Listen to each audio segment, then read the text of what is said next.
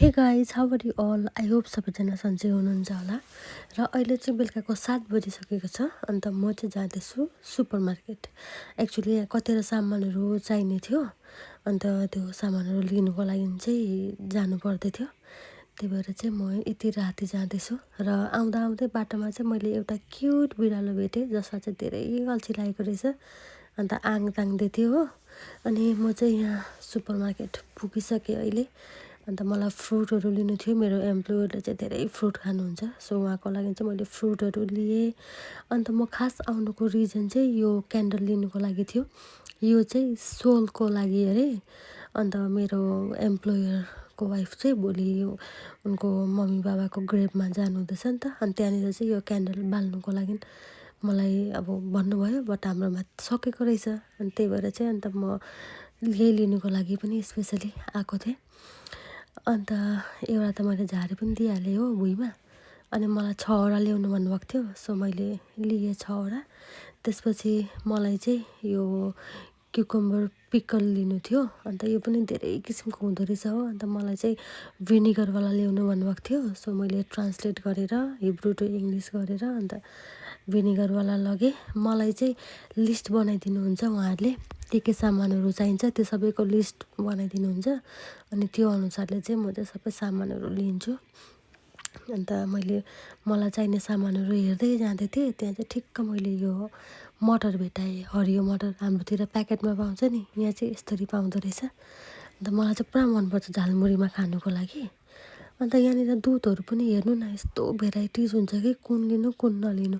अन्त मैले चाहिँ यो 2% फ्याटवाला अन्त त्यो ल्याक्टोज फ्रीवाला दुध लिएँ होइन। अन्त मेरो एम्प्लोयरले चाहिँ यो बाख्राको दुधको बनेको चाहिँ यो योगर्ट खानुहुन्छ क्या। अन्त मलाई पनि मिठो लाग्छ यो चाहिँ। अन्त मैले यो 2टा डब्बा लिएँ। अन्त मेरो एम्प्लोयरलाई चाहिँ गाईको दुधसँग एलर्जी छ अरे।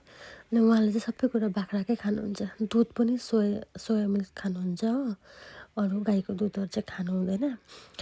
अन्त यहाँनिर हेर्नु न, अचम्मको कुरा, चामल हेर्नु न। हाम्रोतिर 25 किलो 50 किलोको बोरा पाउँछ है, यहाँनिर 1 किलोको प्याकेट यसरी पाउँछ।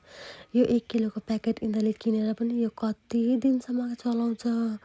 मलाई त कति धेरै भात खान्छु कि, त्यही भएर मलाई चाहिँ अब किनिराख्नुपर्छ। म त आउँदै पछि एक प्याकेट किनेर लान्छु। अन्त हेर्नु न, यहाँनिर फापर, किनुवा, यो कोदोहरू, अन्त गहुँहरू त्यस्तोहरू पनि पकाएर खान्छ यिनीहरूले चाहिँ। भातको साटो हुन्छ नि, त्यस्तोहरू पकाएर खान्छ।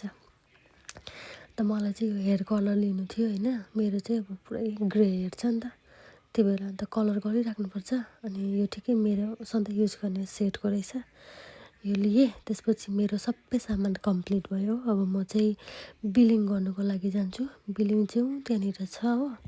अनि अब यहाँनिर चाहिँ देखाउनु यस्तो मन पराउँदैन नि त यताको मान्छेहरूले, त्यही भएर मैले चाहिँ त्यति देखाइनँ। त मेरो चाहिँ बिलिङ भइसक्यो। मैले सामान यसरी झोलामा ट्रलीमा हालेर चाहिँ अन्त म अब जाँदैछु। अन्त जाँदा जाँदै चाहिँ मैले यहाँनिर बिरालोहरूको झुन्ड भेटाएँ। आमामा यति बिना बिरालो देखेर मलाई त कस्तो डर लाग्यो नि। अब हाम्रोतिर भएको भए त बोक्सी बिरालो भनेर केही राख्थेन होला। उहाँ हेर्नु न, आमा थोरै छैन। सायद यिनीहरूले खानाहरू दिन्छ होला नि त। यो सबै यो त्यो गलीको कुकुर भन्छ नि, त्यस्तै गलीको बिरालो हो। अन्त म चाहिँ यस्तो यो गल्लीको बाटो एक्लै हिँड्दै आएर अहिले बल्ल यो मेन रोडमा आइपुगेँ होइन। अन्त यहाँनिर चाहिँ नि अहिले वार अब चल्दै थियो होइन, तपाईँहरू सबैलाई थाहा नै छ। अनि त्यो चाहिँ बिचमा चाहिँ अब कति महिनाको लागि रोकेको थियो, तर अहिले फेरि स्टार्ट भएको छ हो। यस्तो डरलाग्दो चाहिँ अब वार हुँदैछ नि। म तपाईँहरूलाई त्यसको त्यो स्क्रिनसट राखिदिन्छु ल बिचमा। यति डरलाग्दो चाहिँ अब बमहरू हान्दैछ होइन। तर अब यताको मान्छे एकछिन है, यो कुकुरले मलाई यस्तो भुकेको कि त्यसको घरमा गएको जस्तै गरेर भुकेको। कुकुर चाहिँ क्युट होइन, तर आमामा यस्तो भुक्यो नि। अन्त के भन्दै थियो भन्दाखेरि चाहिँ अब यहाँनिर त्यस्तो बम बारुद चलिरहेको छ होइन, तर यताको मान्छेहरूलाई चाहिँ केही फरकै पर्दैन। आफ्नो काम एज युजुअल, अब जुन काम चलिरहेको छ दिनचर्या त्यही नै उनीहरूले फलो गरिरहेको हुन्छ। स्कुल जाने स्टुडेन्टहरू गइरहेको छ, अफिस जानेहरू गइरहेको छ होइन, अरू काम गर्नेहरू सबैजना गरिरहेको छ। उनीहरूको त्यो डे टु डे लाइफ चाहिँ हुन्छ नि, त्यो रोकेकै छैन। छक्क पर्छु क्या म चाहिँ अब। अन्त इजरायल फेरि यस्तो स्ट्रङ छ, हेर्नु न यो झन्डा पनि यति मजाले फरफरिँदैछ नि, यो झन्डाले पनि भन्दैछ जोसुकै आऊ मलाई चाहिँ फरक पर्दैन, म चाहिँ एकदम तिमीहरूलाई हेर्छु भनेर भनेको जस्तै गर्दैछ। यस्तो मजाले हावा पनि त्यस्तो राम्रो चल्दैछ होइन। अन्त अब इजरायल चाहिँ अब स्ट्रङ छ क्या, त यत्रो भइसक्यो होइन, 2 वर्ष हुनु आँटिसक्यो वार भएको, तर पनि जस्तो छ त्यस्तै नै, अब पहिला जस्तो देखेको त्यस्तै नै छ अहिले पनि। मान्छेहरू सबै आफ्नो काम गरिरहेको छ, कति अब स्ट्रङ छ क्या यो देश चाहिँ।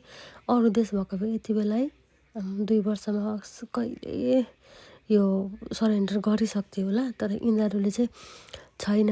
मस्त उनीहरू वार लडिरहेको छ होइन। तर त्यही हो, कति आर्मीहरू मर्छ होइन, अब मान्छेहरू त मरिरहेको छ। तर अब त्यो सम्झिँदाखेरि त डर पनि लाग्छ, नराम्रो पनि लाग्छ, तर केही छैन, अब के गर्नु, अब यस्तै नै रहेछ। अन्त म चाहिँ अहिले मेरो बिल्डिङमा एन्टर गर्दैछु। अन्त मेरो अब घरबाट होइन मम्मीहरूले, मेरो घर फ्यामिलीहरूले, मम्मी बुवाहरूले हेर्नुहुँदैछ भनेदेखि चाहिँ नडराउनु, हामी सेफ कन्ट्रीमा छौँ, वार भएर पनि केही हुँदैन होइन। अब प्रत्येक घरमा चाहिँ अब सेफ्टी रुम हुन्छ, त्यो सेफ्टी रुममा चाहिँ अब डर हुँदैन, सेफ नै हुन्छ। अब बम झऱ्यो भने पनि केही फरक पर्दैन, त्यस्तो खालको सेफ्टी हुन्छ अरे यहाँनिर, त्यही भएर डराउनु पर्दैन। सबै इजरायलमा वार भएको पनि छैन, हाम्रोतिर अहिले केही त्यस्तो छैन, साइरनहरू बजेको पनि छैन, त्यही भएर नडराउनु, हामी सेफ छौँ। र यति भन्दै म चाहिँ मेरो सामान लिएर अब अपार्टमेन्ट जाँदैछु होइन। अन्त तपाईँहरूलाई मेरो भिडियो राम्रो लाग्छ भने चाहिँ please like, share and subscribe गरिदिनु होला। And thank you so much guys for watching my video.